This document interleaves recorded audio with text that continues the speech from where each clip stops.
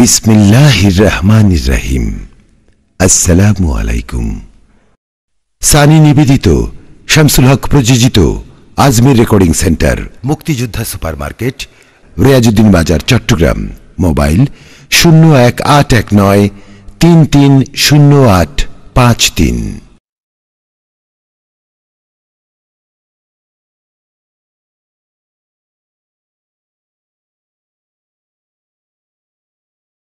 এমন একটি সূরা যে সূরাটি প্রত্যেক রাকাতে পড়া হয় এবং যে সূরাটি না পড়লে নামাজই হয় না। সুবহানাল্লাহ বলবেন না? হযরত আলী রাদিয়াল্লাহু আনহু বলেন, হযরত আলী ছিলেন বেলায়েতের সম্রাট। হাসান হুসাইন রাদিয়াল্লাহু আনহুমার আব্বাজান কিবলা হযরতে আলী রাদিয়াল্লাহু আনহু বলেন, আমি দেখলাম কোরআনে কারীমের প্রত্যেক আয়াতের তাফসীর ৩৫ পারার তাফসীর সূরা ফাতিহার মধ্যে আছে। জোরে বলেন সুবহানাল্লাহ। পুরো কোরআন শরীফের তাফসীর কোথায় আছে? সূরা ফাতিহা। সূরা ফাতিহার তাফসীর বিসমিল্লাহর মধ্যে আছে। বিসমিল্লাহর তাফসীর বিসমিল্লাহর বার মধ্যে আছে। জোরে বলেন সুবহানাল্লাহ। কারো যদি বেশি মাথা ব্যথা হয়, মাথার যন্ত্রণা, মা বোনেরা মাথার প্রচন্ড যন্ত্রণা হয়, ডাক্তার ভালো করতে পারলো না, কোরআনে কারীমের সূরা ফাতিহা, এই কোরআনে কারীমের মধ্যে রয়েছে মাথা ব্যথার ওষুধ। সুবহানাল্লাহ। কি রয়েছে? মাথার যন্ত্রণার মেডিসিন কোরআনে কারীমের মধ্যে আছে। বাড়িতে যাওয়ার পরে প্র্যাকটিক্যাল দেখবেন আমার ভাই, মেডিসিন কেনা রাখবে না। বিশ্বাস করুন, এই কিতাব জিন্দা কিতাব। এই কিতাব দিয়ে সাহাবায়ে কেরাম চিকিৎসা করেছেন, অনেক রোগ ভালো হয়ে গেছে। জোরে বলেন সুবহানাল্লাহ। মা বোনদের যদি মাথা ব্যথা হয় তাহলে ছুরি দিয়া দেওয়ালের মধ্যে আলিফ বা জিম দাল, কয়টা অক্ষর বলেছি আমি? একটু কথা বলেন না আপনারা? ৬০টা। আলিফ বা জিম দাল, এই ৬০টা অক্ষর লিখবেন দেওয়ালের মধ্যে। লেখার পরে ছুরি দিয়া এক পাশে মাথায় আর এক পাশে আলিফের মধ্যে ছাপ দিয়া ধরবেন ছুরি। এরপরে কোরআনে কারীমের প্রথম সূরা সূরা ফাতিহা ভক্তি সহকারে ৭ বার তেলাওয়াত করবে। ৭টি বার তেলাওয়াত করলে পরে মাথার যন্ত্রণা ভালো হয়ে যাবে। যদি মাথার ব্যথা ভালো না হয়, দ্বিতীয় লেখা বার মধ্যে চলে যাবেন, ৭ বার সূরা ফাতিহা পড়বেন। তাও যদি ভালো না হয়, জিমের মধ্যে চলে যাবেন, জিমের মধ্যে ৭ বার সূরা ফাতিহা পড়ার পর যদি তাও ভালো না হয়, দালের মধ্যে গিয়া ছুরিতে ছাপ দিয়া ৭ বার সূরা ফাতিহা পড়লে আল্লাহ রাব্বুল আলামিন অবশ্যই অবশ্যই মাথার যন্ত্রণা ভালো করে দিবে। বিনা পয়সায় আপনাদেরকে আমি একটা তাবিজ দিয়ে দিলাম। পয়সা নিয়েছি আপনাদের কাছ থেকে? কোনো পয়সা দেয় নেই। এটা প্র্যাকটিক্যাল। আপনারা বাড়িতে যাওয়ার পর মাথার যন্ত্রণা হলে এটা আপনারা বাড়িতে প্র্যাকটিক্যাল এটা দেখবেন, ইনশাআল্লাহ আল্লাহ রাব্বুল আলামিন ভালো করে দিবেন। আমিন বলেন না? আর একটু জোর বলেন আমিন। আরেকটা মাথা ব্যথার তাবিজ আপনাদেরকে আমি ফ্রি দিয়ে যাচ্ছি। সেটা হচ্ছে, কারো যদি প্রচন্ড মাথা ব্যথা হয়, যন্ত্রণা হয়, মুহূর্তের ভিতরে যদি ভালো করতে চান তাহলে ৬০টি নাম লিখবেন। একটা কলম দিয়ে একটা কাগজের টুকরার মধ্যে ৬০টি নাম লিখবেন। ফেরাউন, নমরুদ, হামান, সাদ্দাদ, এই ৬০টি নাম। ফেরাউন, নমরুদ, হামান, সাদ্দাদ, ৬০টি নাম লেখার পর কাগজটি মাটিতে রাখবেন। বাম হাত দিয়া এদিকে কপাল চাপ দিয়া ধরবেন, ডান হাতে স্যান্ডেল দিয়া জুতা দিয়া ওই কাগজের মধ্যে বাড়ি মারবেন 11টা। কয়টা? আর একটু জোরে বলেন না? 11টা বাড়ি মারবেন মুখস্থ। খবরদার, এই কাগজকে কিন্তু আপনি সম্মান করতে পারবেন না। বাড়ি মারবেন ইনশাআল্লাহ। কারো মাথা ব্যথা থাকলে ভালো কোনো আলেমের মাধ্যমে কাগজে 60টি নাম লেখা বাড়ি মারেন, কালকে ভালো হয়ে যাবে। আমি প্র্যাকটিক্যাল সাক্ষী, অনেক ভালো করস, আপনারও ভালো করতে পারবেন ভাইয়েরা।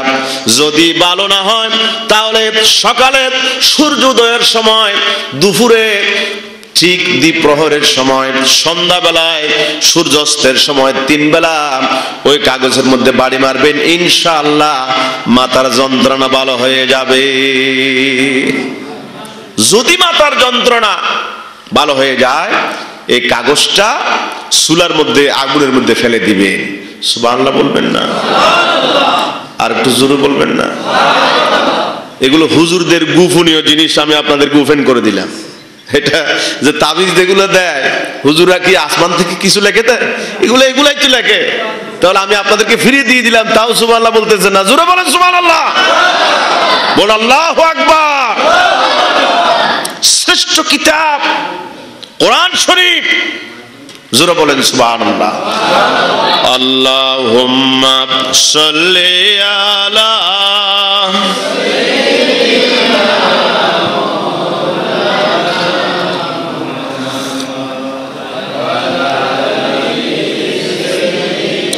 মাওলানা মুহাম্মদ।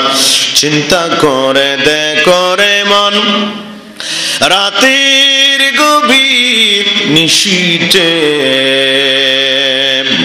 মরণকালে কে যাবে তোর সঙ্গী হয়ে কবরে।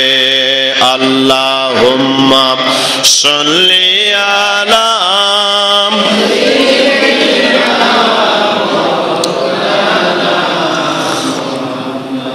ওয়ালা আলি সাইয়্যিদিনা। 7 সমুদ্র 13 নদী পাড়ি দিতে পারলাম না, সে কারণে নূর নবীজির জিয়ারত নসিব হলো না। আল্লাহুম্মা সাল্লি আলা মারহাবা মারহাবা মাওলানা মুহাম্মদ ওয়া আলা আলি সাইয়্যিদিনা। জোরে বলেন আমিন। আরো জোরে বলেন আমিন। কোরআন এখানে রয়েছে মুমিনদের জন্য ওষুধ, মেডিসিন রয়েছে। সুবহানাল্লাহ।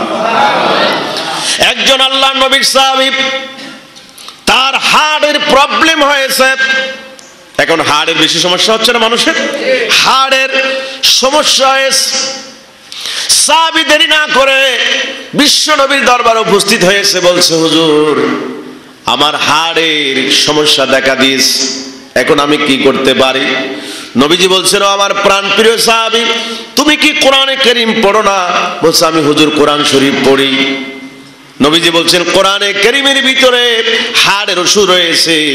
আল্লাহ পাক কোরআন শরীফে বলেছেন, ওয়াশিফাউল লিমা ফিস সুদূর। পড়েন না ভাই? ওয়াশিফাউল লিমা ফিস সুদূর। কোরআন শরীফে রয়েছে হাড়ের ওষুধ। জোরে বলেন সুবহানাল্লাহ। এই আয়াতগুলো পড়ে, ওয়াশিফাউল লিমা ফিস সুদূর, এই আয়াত পড়ে কেউ যদি হাতের মধ্যে ফু দেয় এবং বুকের মধ্যে মালিশ করে, নিয়ত যদি ভালো হয়, হাড়ের অসুখ ভালো হয়ে যাবে। জোরে বলেন সুবহানাল্লাহ। কোরআনে কারীমে রয়েছে বিষ নিষ্ক্রিয় করার বিশেষ মেডিসিন, বিষকে নিষ্ক্রিয় করার ওষুধ রয়েছে কোরআনে কারীমের ভিতরে। একজন সাহাবীর নাম মুখস্থ রাখবেন, হযরত আবু দারদা রাদিয়াল্লাহু আনহু। হযরত আবু দারদা রাদিয়াল্লাহু আনহু, তার বাড়িতে একজন খাদেম ছিল, ঘরের কাজ করতেন। খাদেম একদিন হযরত আবু দারদার সামনে উপস্থিত হয়ে বলছে, হুজুর আপনি মানুষ জাতি না জিন জাতি? বলছে, আমি মানুষ জাতি। বলছে, আমার বিশ্বাস হয় না। অবশ্যই আপনি অন্য কোন জাতি হতে পারেন। হযরত আবু দারদা রাদিয়াল্লাহু আনহু বলেন, অবশ্যই অবশ্যই আমি মানুষ জাতি, আমি মানুষ। খাদেম বলছে, হুজুর বিশ্বাস হয় না কেন? বলছে, আল্লাহর কসম, আমি আপনাকে মেরে ফেলার জন্য কাফির বেঈমানদের পক্ষ থেকে অনেক ডোনেশন পেয়েছি, আপনাকে মারতে পারলে অনেক পুরস্কার পাবো। এজন্য আমি চুক্তিবদ্ধ হইয়া আপনার বাড়িতে আপনার খাদ্যের মধ্যে আপনি যে খাদ্যগুলো খান, যে পানিগুলো আপনি পান করেন, ওই খাদ্যে ওই পানির মধ্যে 40টা দিন আমি পানির মধ্যে খাদ্যের মধ্যে বিষ মিশাইয়া দিয়েছি। কয়দিন? 40 দিন আমি খাদ্য পানির মধ্যে বিষ মিশাইয়া দিয়েছি। হুজুর আপনি আমার সামনে ওই খাদ্য ওই পানিগুলো আমার সামনে পান করেছেন আর খেয়েছেন। 40টা দিন দেখলাম আপনি তো মরে যান নাই, বরং আপনার শরীরে একটা লোমও কাজ করতে পারে নাই। তার কারণ কি? এই জন্য আমি মনে করতেছি আপনি মানুষ হবেন না, অন্য কোনো জাতি হবেন। হযরত আবু দারদা রাদিয়াল্লাহু আনহু বলেন, ও আমার ঘরের সেবক, ঘরের খাদেম, শুধু 40টা দিন কেন, 40 বছরও যদি চেষ্টা করো, কিয়ামত পর্যন্ত তুমি বিষ মিশ করে আমারে খাওয়াইলেও আমাকে মারতে পারবে না। কারণ আমি কোনো খাদ্য কোনো পানি পান করার আগে কোরআনে কারীমের একটি আয়াত পেশ করি, আমি দোয়ায়ে মাসুরা পড়ি, বিসমিল্লাহিল্লাযী লা ইয়াদুররু মা ইসমিহি শাইউন ফিল আরদি ওয়ালা ফিস সামাই ওয়া হুয়াস সামিউল আলীম। এই দোয়াটি পড়ে আমি খাদ্য খাই, পানি খাই। এই জন্য 40 দিন কেন, 40 বছর যদি তুমি আমার বিষ খাওয়াও, আমার তুমি মারতে পারবে না। জোরে বলেন সুবহানাল্লাহ। আজ মুসলমান দোয়া পড়লেও দোয়া কবুল হচ্ছে না, এটা আমাদের কারণে। দোয়া সাহাবায়ে কেরাম কোরআন শরীফ আয়াত পড়ে ফু দিলে অ্যাকশন হয়েছে, আমরা কোরআন শরীফ পুরা পড়ে ফু দিলে কোনো অ্যাকশন হয় না। এরকম না হুজুর? এরকম অবস্থা হয়েছে। যেমন হযরত ফরিদউদ্দীনগঞ্জ শকর একজন আল্লাহর ওলি, তার দরবারে একজন ভিক্ষুক এসেছিলেন। জোরে বলুন, কি এসেছিলেন ভাই? একটু কথা বলেন। আপনার দেশে কি বলে বেলাল ভাই? বেলাল ভাই, আপনার দেশে ভিক্ষুকে কি বলে? ভিক্ষুক বলে। হ্যাঁ, খয়রাত, খয়রাত খুঁজে আছে না? আচ্ছা, ভিক্ষুক খয়রাত খুঁজে একজন ভিক্ষুক এসেছিলেন আল্লাহর ওলি ফরিদউদ্দীন গঞ্জে শকর রাহমাতুল্লাহ আলাইহির দরবারে। গভীর মনোযোগ দেখেন, কোরআনে কারীমের কি অ্যাকশন দেখেন। আমরা ফু মারলেও কাজ হয় না কেন, আর আল্লাহর ওলিরা ফু মারলে কাজ হয় কেন? তার গুমর ফাঁস আজকে করে দিচ্ছি, সুবহানাল্লাহ বলেন। কালকে থেকে কিন্তু আবার আপনারা হুজুরদের কাছে যাওয়া বাদ দিবেন। দেখিয়েন তাবিজ তো সব আমাদের মুখস্থ হয়ে গেছে, আমরা লিখতে আরম্ভ করি। আমার ভাইয়েরা, ফরিদউদ্দীনগঞ্জ শকর রাহমাতুল্লাহ আলাইহির দরবারে আসলো একজন ভিক্ষুক। আল্লাহর ওলি ফরিদউদ্দীনগঞ্জ শকর স্ত্রীকে ডাক দিলেন, প্রাণের স্ত্রী, ঘরের মধ্যে ভিক্ষুক এসেছে, ঘরের মধ্যে কোনো ভিক্ষা আছে কিনা, চাল ঢাল টাকা পয়সা কিছু আছে কিনা দেখো। স্ত্রী বলছে, প্রাণের স্বামী, ঘরের মধ্যে কিছু নাই, শুধু আছে কয়েকটা মুরগির ডিম। কি আছে? মুরগির ডিম ছাড়া কিছু নাই। ফরিদউদ্দীনগঞ্জ শকর রাহমাতুল্লাহ বলেন, মুরগির ডিম হাজির করো। মুরগির ডিম উপস্থিত করা হয়েছে। হযরতে ফরিদউদ্দীনগঞ্জ শকর রাহমাতুল্লাহ আলাইহি কোরআনে কারীমের সূরা ইখলাস 3 বার পড়ে ডিমের মধ্যে ফু দিয়া এটাকে ফু দিলেন আর ভিক্ষুককে দিয়ে দিলেন। ভিক্ষুককে বলছেন, খবরদার এটা এরকম মুঠ মেরে রাখো, এখানে কুলিও না, বাড়িতে যাইয়া কুলিও। বাড়িতে যাওয়ার পরে যখন ডিম খুললেন, সেই ডিম আর কোনো ডিম নাই, কিতাবের মধ্যে আছে ওই ডিম স্বর্ণের ডিম হয়ে গেছে। স্বর্ণের বিরাট ডিম হয়ে গেছে। মুফতি আহমদ ইয়ারকান নঈমী রাহমাতুল্লাহ কিতাবের মধ্যে লিখেছেন, ডিম হওয়ার পর ভিক্ষুক তো মহা খুশি হয়ে গেছে স্বর্ণের ডিম পাওয়ার পর। বাড়ির দরজা খুলছে, স্ত্রীকে বলছে, তাড়াতাড়ি দরজা খুলো। দরজা খুলছে, বলছে, আমার জন্য ডিমগুলো বাড়িতে এসে ডিমগুলো আমার সামনে উপস্থিত করো। স্ত্রী বলছে, কি হয়েছে? বলছে, কি হয়েছে পরে, আগে বাড়িতে বাসার মধ্যে যে ডিমগুলো আছে সব আমার সামনে উপস্থিত করা হোক। স্ত্রী আর না পেরে তার সামনে ডিমগুলো উপস্থিত করেছে। এখন ভিক্ষু খুব গভীর মনোযোগ দিয়া সূরা ইখলাস শরীফ পড়তেছে আর ফু দিচ্ছে ডিমের মধ্যে। ওই মুরগির ডিম কি বানাচ্ছে? আল্লাহর ওলি যেমন ফু দিয়া স্বর্ণের ডিম বানাইছে, এখন ভিক্ষুকও সেই সূত্র অ্যাপ্লাই করে ঘরের মধ্যে গিয়া সব ডিম স্বর্ণের ডিম বানাবার চেষ্টা করতেছে। সূরা ইখলাস 3 বার পড়লেন, কোনো নড়াচড়া নাই। 100 বার পড়লেন, নড়াচড়া নাই। কোরআনে কারীমের পুরা সূরা পড়ে ফু দিলেন, কোনো নড়াচড়া নাই। ওই ডিম দিয়া আবার পীরের দরবারে চলে গেছেন ফরিদউদ্দিনগঞ্জ শহর। হুজুর, আপনি না আমার সামনে, আমি উপস্থিত, আপনি আমার সামনে 3 বার কোরআনে কারীমের সর্বকনিষ্ঠ সূরা সূরা ইখলাস শরীফ পড়ে ফু দিয়েছেন, ডিমটা স্বর্ণের ডিম হয়ে গেছে। বাসায় যাওয়ার পর আমিও 3 বার পড়ে ফু দিয়েছি, চেষ্টা করেছি, স্বর্ণের ডিম বানাতে পারলাম না। 100 বার পড়েছি, স্বর্ণের ডিম বানাতে পারে নাই। পুরা কোরআন শরীফ পড়ে ফু দিয়েছি, এরপরও কোনো স্বর্ণের ডিম হবে দূরের কথা, পিতলের ডিম বানাতে পারলাম না। তার কারণ কি? হযরত ফরিদউদ্দিনগঞ্জ শহর রহমতুল্লাহ বলেন, ও ভিক্ষুক, এই জবানটা ফরিদউদ্দিনগঞ্জ শহরের জবান, আর ওই তোমার জবানের সাথে আমার জবানের কোনো তুলনা হতে পারে না। আমি ফরিদউদ্দিনগঞ্জ শহর কখনো মানুষের হারাম খাই নাই, কখনো মিথ্যা কথা বলি নাই, মানুষদেরকে ধোঁকা দেই নাই, আমি মিথ্যা কথা বলি নাই। এই জন্য আমি ফরিদউদ্দিনগঞ্জ শহর যা বলি আল্লাহ রাব্বুল আলামিন তা অ্যাকশন করে দেয়। কোরআনে কারীমে রয়েছে মেডিসিন, রয়েছে জাদুকে নিষ্ক্রিয় করার ওষুধ রয়েছে কোরআনে কারীমের ভিতরে। সুবহানাল্লাহ বলবেন না? জাদু আজ গ্রামের মধ্যে বাড়ছে না কমছে? বানটুনা, বানটুনা আপনারা দেখেন না? বানটুনা, মানুষের বানটুনা মারে। মেয়েদের মধ্যে এগুলো একটু বেশি দেখা যায়, কিয়ামতের আলামত। গ্রামের মধ্যে বেশি দেখা যায়। অনেকে ব্যবসা বাণিজ্য বন্ধ করে, বিয়ে বন্ধ করে, অমুকের ছেলে বেশি টাকা ইনকাম করতেছে, আরেকজন সহ্য করতে পারে না, তারা বানটুনা মাইরা শেষ করে দেয়। আমাদের গ্রামের একটা কথা আছে, আপনাদের এই এলাকায় আছে কিনা জানি না, খোদা বড় টোনা দর, এটা আমাদের গ্রামের মধ্যে বলে। তার মানে বানটুনা এটা খুব মারাত্মক জিনিস, মারাত্মক একটা জিনিস, যেটা হারাম। বানটুনা করা কি? জাদু করা কি? সম্পূর্ণ হারাম। যারা বানটুনা করে, জাদু করে, তাদের দোয়া লাইলাতুল বরাত এবং লাইলাতুল কদর পর্যন্ত তাদের দোয়া কবুল হয় না। লাইলাতুল বরাতে তো সকলের দোয়া কবুল হয়, লাইলাতুল কদরের মধ্যে, কিন্তু কয়েক শ্রেণীর বান্দাদের দোয়া কবুল হয় না।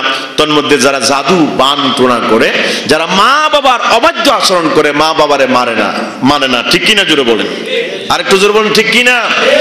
আমার ভাইরা, এই বানটুনার জাদুকে নিষ্ক্রিয় করার ওষুধ রয়েছে কোরআনে কারীমের ভিতরে। সুবহানাল্লাহ বলবেন না? আপনারা ভয় পাচ্ছেন আপনাদের টাকা পয়সা নেব না? মোটেই নেব না। জাদুকে নিষ্ক্রিয় করার ওষুধ রয়েছে কোরআনে কারীমের ভিতরে। এই কোরআনের শেষ 2টি সূরা আপনাদের সকলের মুখস্থ আছে। রিকশাওয়ালা ভাই, সিএনজি ড্রাইভার ভাইদের মুখস্থ থাকতে পারে, আছে না? কোরআনে কারীমের একটা মুজিজা হলো, আমার ভাইরা, কৃষক ভাইরা কখনো ইংরেজি জানে না, থ্যাংক ইউ বলতে পারে না, থ্যাংক ইউ বলতে পারে না, আছে না? শব্দ একটা চাইনিজ শব্দ, চীনা ভাষা আমরা জানি না, ইংরেজি ভাষা জানি না, কিন্তু এমন একটা বান্দা বাইর করেন এই জমিনে, অথবা ঢাকা, কুমিল্লা, সিলেট, বিশ্বের মধ্যে আমেরিকা, এমন একজন মুসলমান নাই যেই মুসলমান রিকশাওয়ালা হোক, যে কোনো বান্দা হোক, অবশ্যই তার কাছে কোরআনে কারীমের অন্তত কয়েকটা সূরা মুখস্থ থাকতে পারে, আছে না? এই কয়েকটা সূরা সে মুখস্থ জানে, কয়েকটা না, অনেক রিকশাওয়ালা ভাই সূরা ইয়াসিন পুরো মুখস্থ জানে। সুবহানাল্লাহ। বাংলা জানে, বাংলা একটা কবিতা মুখস্থ জানে? জানে না। ইংরেজি জানে না। সারা পৃথিবীর সমস্ত মুসলমানদের কাছে কিছু না কিছু আরবি, কিছু না কিছু কোরআনে কারীমের সূরা মুখস্থ আছে। সুবহানাল্লাহ। এটা কোরআনে কারীমের একটা মুজিজা। কোরআনে কারীমের কি? একটা মুজিজা। এই কোরআন অন্ধকার কবরকে আলোকিত করার জন্য প্রয়োজন কোরআন শরীফ। সুবহানাল্লাহ বলবেন না? আপনাদের এদিকে কবরের মধ্যে কি বাতি দেওয়া হয়? এই বাতি ইলেকট্রিকের বাতি দেওয়া হয়? দেওয়া হয়? বালিশ দেওয়া হয়? টাকা পয়সা কিছু দেওয়া হয়? কিছু দেওয়া হয় না। অন্ধকার কবরের ভিতরে মানুষ অন্ধকারের মধ্যে থাকবে, কিন্তু কোরআনে কারীম এমন একটি শ্রেষ্ঠ কিতাব, নবীর শ্রেষ্ঠ মুজিজা। যারা কোরআন শরীফ নিয়মিত পড়বে, কোরআন শরীফকে যারা মানবে, অন্ধকার কবর অন্ধকার থাকবে না। কোরআনে কারীমের আয়াত দিয়ে আল্লাহ রাব্বুল আলামিন অন্ধকার কবরকে আলোকিত বানায়া দিবে। তাফসীরে কবিরের মধ্যে রয়েছে যে একজন কাজী সাহেব, এলাকার কাজী, তিনি মারা যাওয়ার সময় তার স্ত্রী ছিল গর্ভবতী, পেটে ছিল বাচ্চা। কাজী সাহেব বলছে যে প্রাণের স্ত্রী, আমি যখন মারা যাব, আমার এই সন্তান যদি ছেলে সন্তান হয়, এই সন্তানকে তুমি মাদ্রাসায় ভর্তি করায় দিও। কোথায়? মাদ্রাসায়। কাজী সাহেব মারা যাওয়ার পরে খবরের মধ্যে আযাব লিপ্ত হয়েছে, সে আযাবের মধ্যে আছে। স্ত্রী ভালো মানুষের মেয়ে, এই স্ত্রী কাজী সাহেব মারা যাওয়ার পরে তার সন্তানকে মক্তবের মধ্যে ভর্তি করায় দিলেন। হুজুরের সামনে পড়তেছে আউযু বিল্লাহি মিনাশ শাইতানির রাজিম। পড়েন না ভাই? আউযু বিল্লাহি মিনাশ শাইতানির রাজিম, বিসমিল্লাহির রাহমানির রাহিম। কেউ যদি টেনশন মুক্ত জীবন যাপন করতে চান, টেনশন থাকবে না, বারবার বিসমিল্লাহির রহমানির রহিম আয়াত পড়বেন। সুবহানাল্লাহ বলেন। আর একটু জোরে বলেন না?